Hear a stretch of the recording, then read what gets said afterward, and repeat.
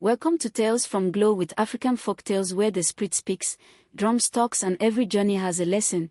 In the heart of a quiet African village, a mother stood on a bridge, her baby in her arms. She looked down at the flowing river, her heart full of fear and shame. The child was different.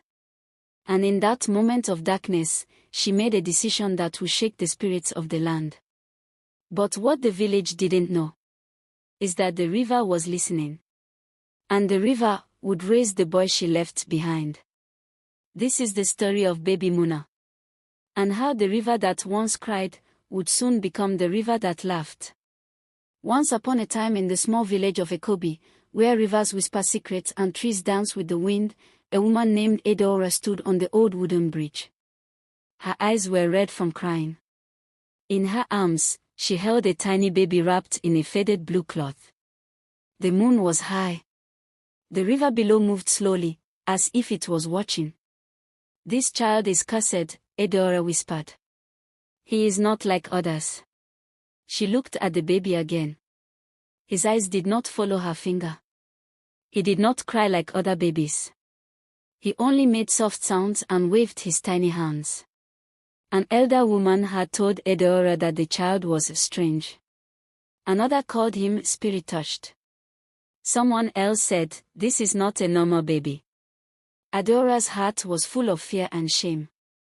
She kissed the baby's forehead one last time and said, "Forgive me." Then, with a trembling hand, she dropped the baby into the river. The river splashed, and then went silent. But deep beneath the water, something old and powerful stirred. The next morning, the villagers of Ekobi gathered at the river to fetch water. But the river was not as they remembered. It had turned cloudy and green. It smelled like smoke and wet earth. Old Mama Ife, the village herbalist, bent over and touched the water with her fingers. She closed her eyes. When she opened them, they were full of fear. "This river is angry," she said. "Something bad has been done." But no one knew what had happened in the night. Edeora kept her secret. She smiled. She carried empty water pots. She acted as if nothing was wrong. But at night, she could not sleep. The sound of a baby crying echoed in her ears. And in her dreams, the river whispered her name. 3 days later, the village dogs began to bark at the riverbank. Children ran from the fields shouting, "Come! Come! There is something in the water." The villagers gathered. Floating gently on the surface was a baby. Not drowned. Not swollen. Alive. Wrapped in the same blue cloth. Edeora fainted. Mama Ife stepped forward and lifted the baby. The child opened his eyes. This time, they glowed like the stars. "He has been touched by the river mother," Mama Ife said. "This is no ordinary child. He has returned with power." The people murmured. Some bowed. Some ran in fear. Edeora wept. She knew the river had returned what she had rejected. The baby was named Muna, meaning, "He walks with me." Mama Ife took him in and cared for him. Edeora was too ashamed to go near. As Muna grew, strange things began to happen. When he touched dead plants, they bloomed. When he cried, the skies darkened. And when he laughed, birds gathered and sang. But he still did not speak. Some called him blessed. Others whispered, "He is a spirit child." But Mama Ife said, "Muna is a gift. He is here for a reason." The river does not return what it does not want. One night, a shadow passed through the village. Chickens were found dead. The well turned dry. A goat gave birth to a snake. The elders gathered and asked, "Has someone angered the gods?" An old man stood and pointed at Muna. "It is the boy. He came from the river. He brings strange things with him." But Mama Ife stood in front of the child. "Muna is not the problem. He is the warning." "What warning?" they asked. She said, "The river cries. The earth groans. And the past is not buried. Someone in this village has done a great wrong. And Edeora, sitting among them, began to shake. Edeora could no longer hide the weight in her chest. Each day, her face lost color. Her body grew weak. At night, she woke up sweating, hearing the cry of her baby from beneath the river.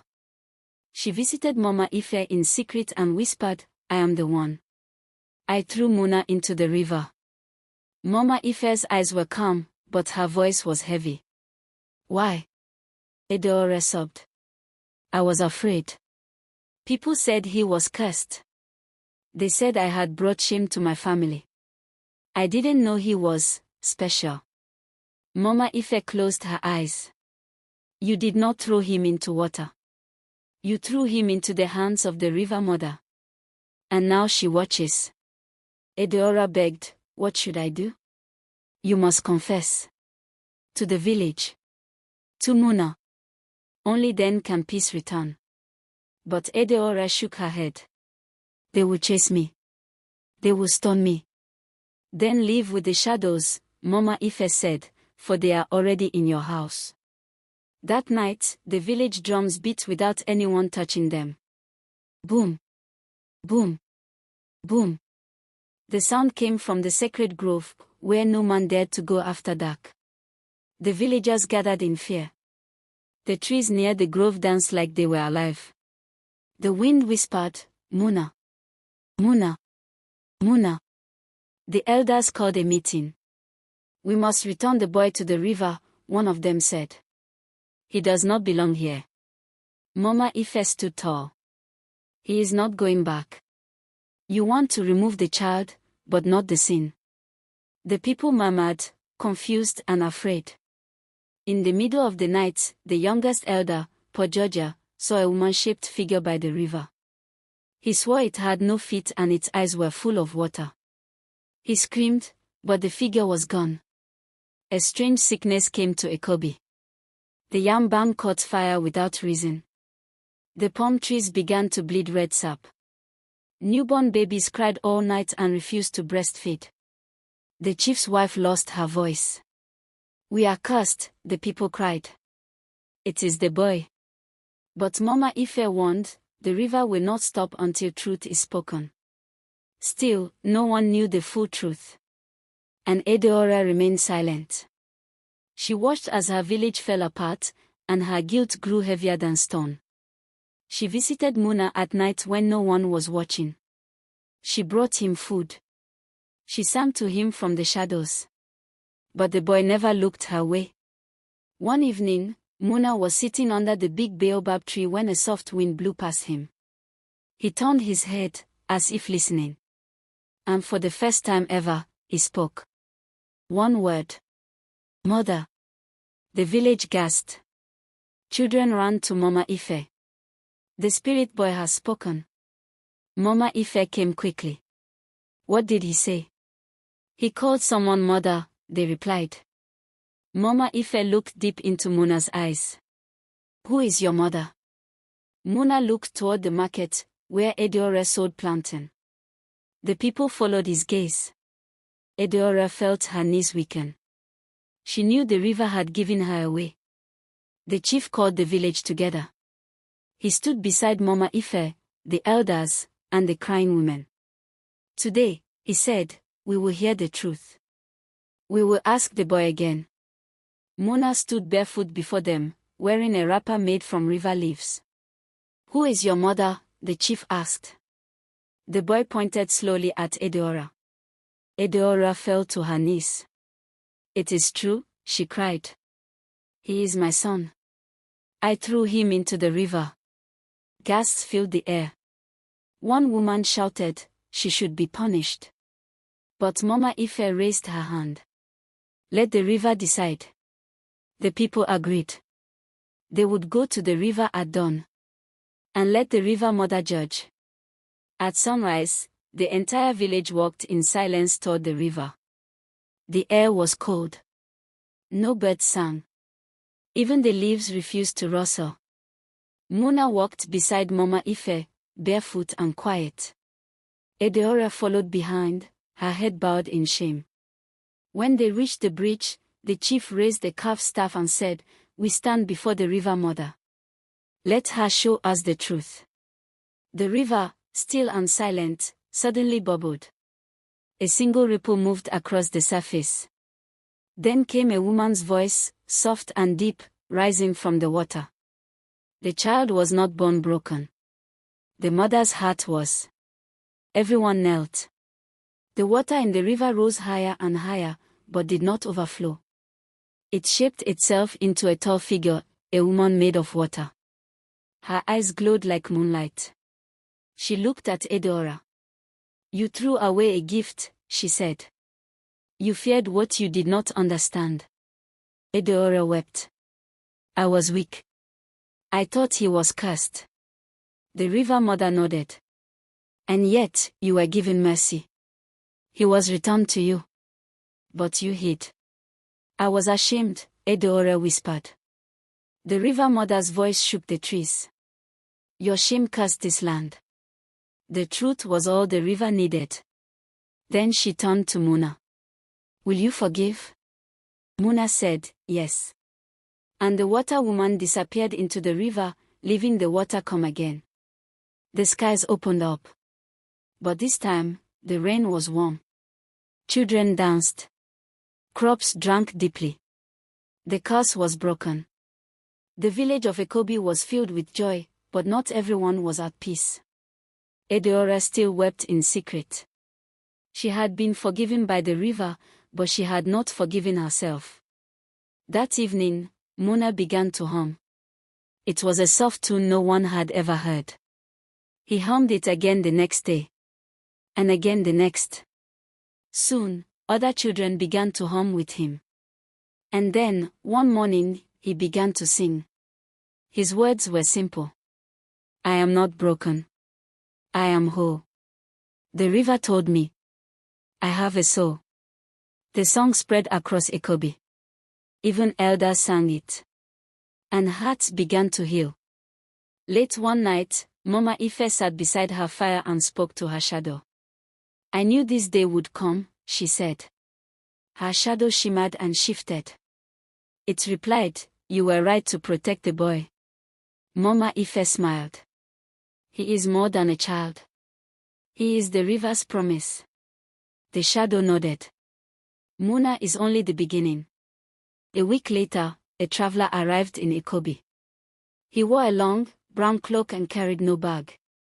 He went to Mama Ife's hut and said, "I have come for the boy." Mama Ife narrowed her eyes. "Who are you?" The man replied, "I am from the Forgotten Hills. We've seen signs. The child is waking the river gods." Mama Ife asked, "And if I say no?" The man smiled. "Then others will come. And not all will be kind." That night, Muna had a dream. He was standing on water. The river mother appeared and handed him a glowing stone. "This is yours," she said. "It will show the truth." He woke up, and the stone was in his hand. When Mama Ife saw it, her hands shook. "This is the eye of the river," she said. "It hasn't been seen in 100 years." When Mune touched the stone, his eyes rolled back. He saw a village burning. He saw a boy running. He saw a mountain cracking open. He saw himself standing in the center of it all, holding back the flood. When he came back, he said, "Something is coming." Edeora began to change. She helped the old, fed the hungry, and cleaned the village paths. She never asked for thanks. People began to forgive her. But she still stayed away from Muna. One day, she left food at Mama Ife's door and whispered, "Tell him. I'm sorry." From behind the door, Muna replied, "I know." At midnight, trees in the forest near Ekobi began to bend and twist.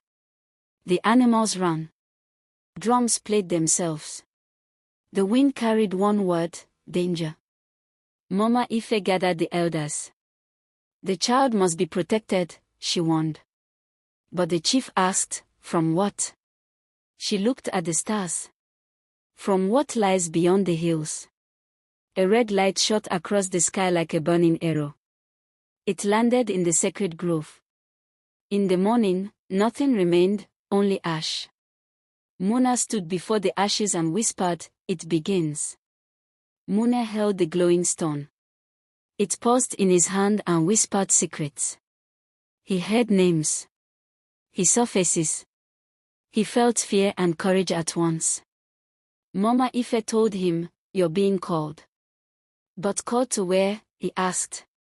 She said, "To your destiny." Elders from nearby villages arrived in Ikobi. They had seen signs too. Floods. Droughts. Strange lights. Screaming birds. They sat in a circle with Mama Ife and listened to Muna sing. They left with tears in their eyes. "This boy is the chosen," they said. A wise man from the village of Obu arrived. He gave Muna 3 riddles. Muna answered all. Then the man poured fire on Muna's palm. Kia never spoke. She didn't cry, laugh, or talk. She just stared at the river. Even Mama Ife grew worried.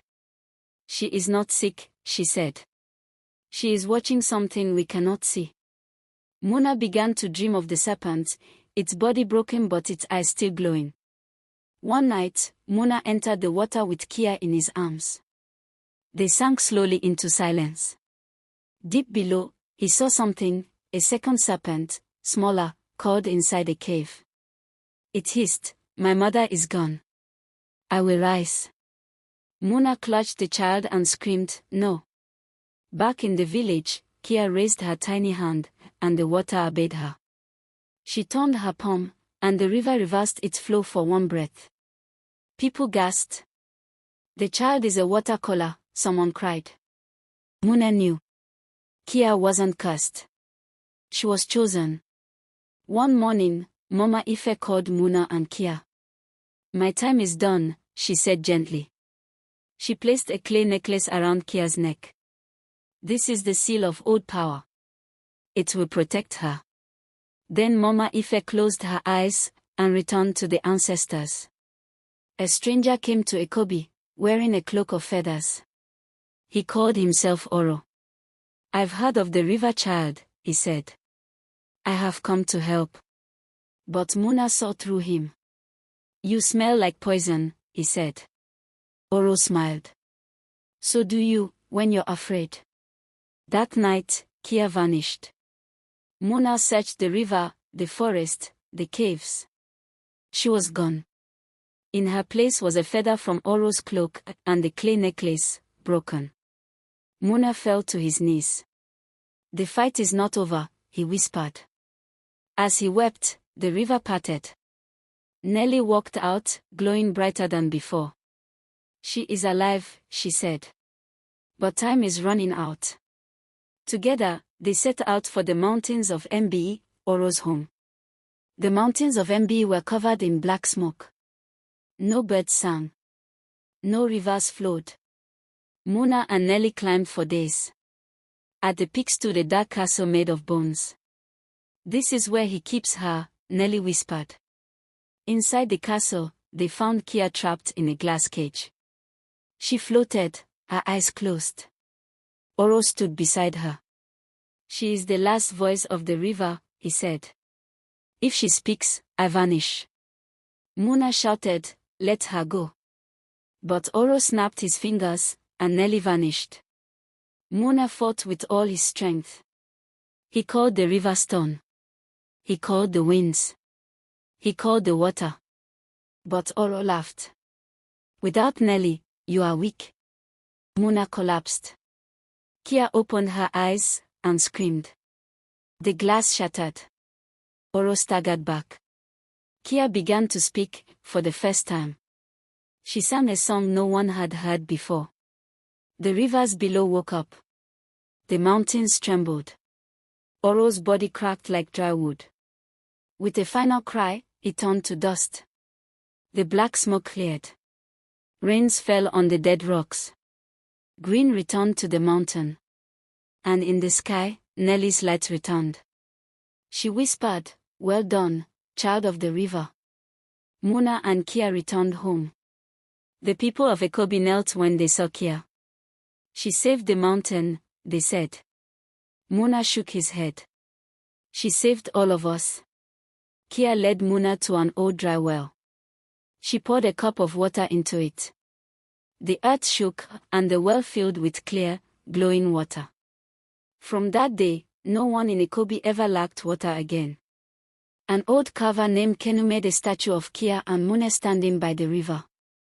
On it, he carved the words, "Born of pain. Raised by the river. Heroes of truth." Muna opened a small school for children who had been called different.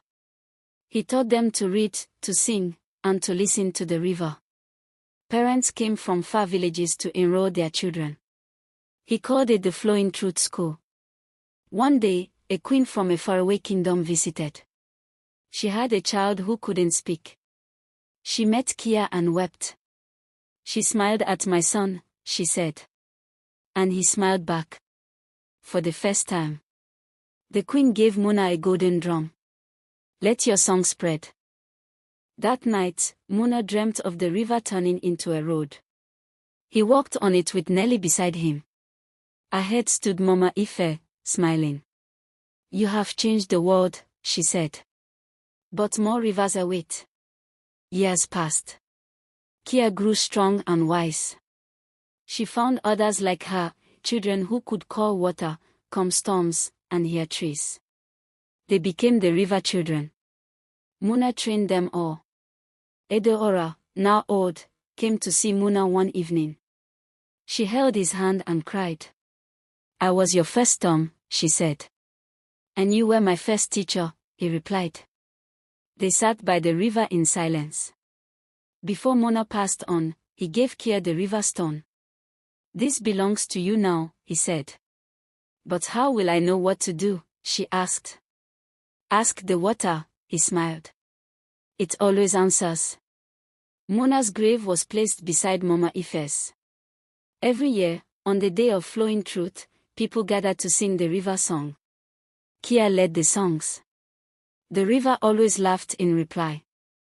And so the river that once cried no longer knew sorrow.